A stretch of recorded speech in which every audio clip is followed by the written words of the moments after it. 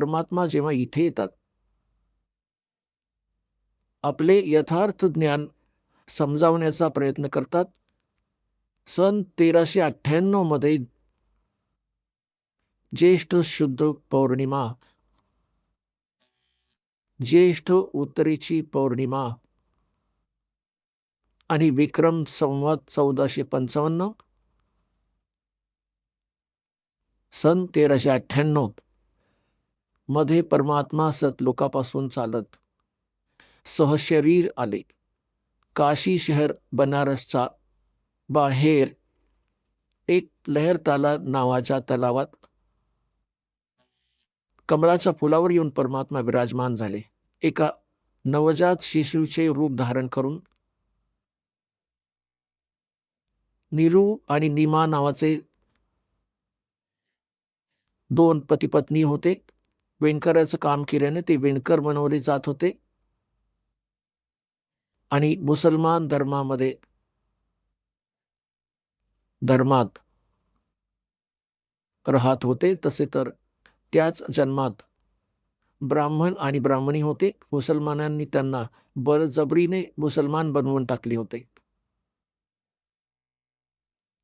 तर विणकराचं काम करत होते, ज्या कारणाने विणकर बनवले.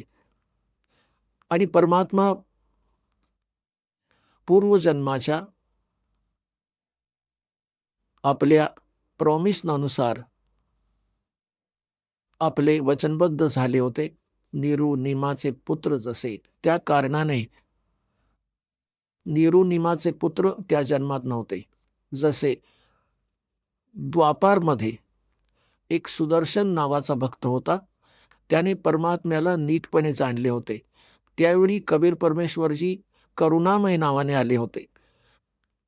तर सुदर्शनजीचे माता पिता होते तेच आत्मा मग नीरू नीमा बनले पुढच्या जन्मांमध्ये. तेव्हा सुदर्शनजींनी प्रार्थना केली होती, परमात्मा, माझ्या माता पित्याने खूप मोठी चूक केली, तुमचे ज्ञान स्वीकार केले नाही. आता ते ना जाणे कुठकुठल्या योनींमध्ये कष्ट झेलतील. परमात्मा, तुम्ही दया करा. कुठल्या जन्मात आपल्या लेकरांना शरण घ्या. परमात्मा आपल्या वायद्यानुसार, प्रॉमिस अनुसार त्यांना भेटले होते. नीरू नीमा अर्थात हे विणकर दंपत्य स्नान करण्यासाठी त्या सरोवरात पोहोचले.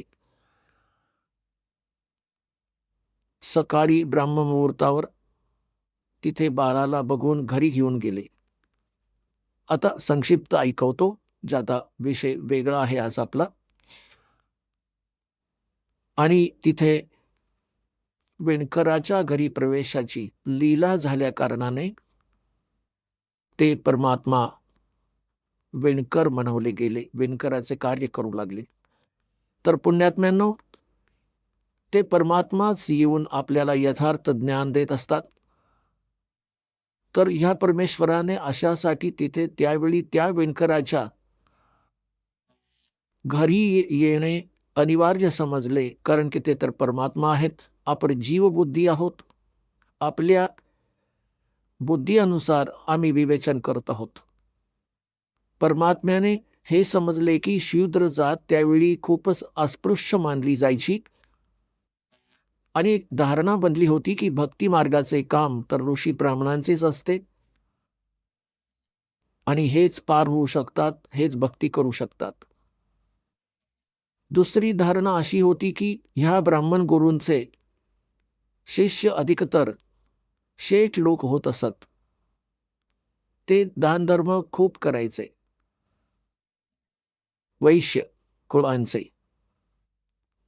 आणि बाकी अन्य सुद्धा सवर्ण जाती सुद्धा त्यांचे शिष्य होत असत.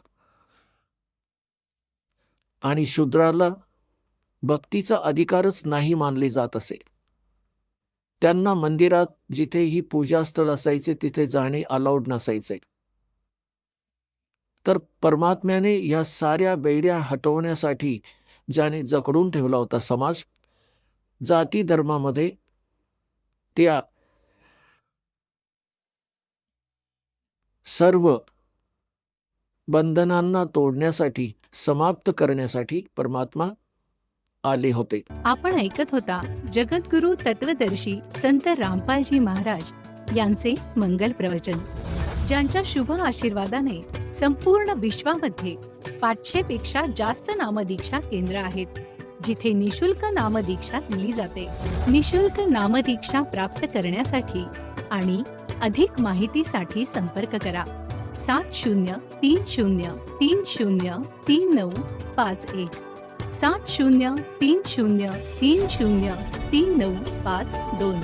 अद्वितीय आध्यात्मिक ज्ञान वाचण्यासाठी, पाहण्यासाठी आणि ऐकण्यासाठी संत रामपालजी महाराज ॲप अवश्य डाउनलोड करा किंवा आमची वेबसाईट www.jagadgururampalji.org वर विजिट करा.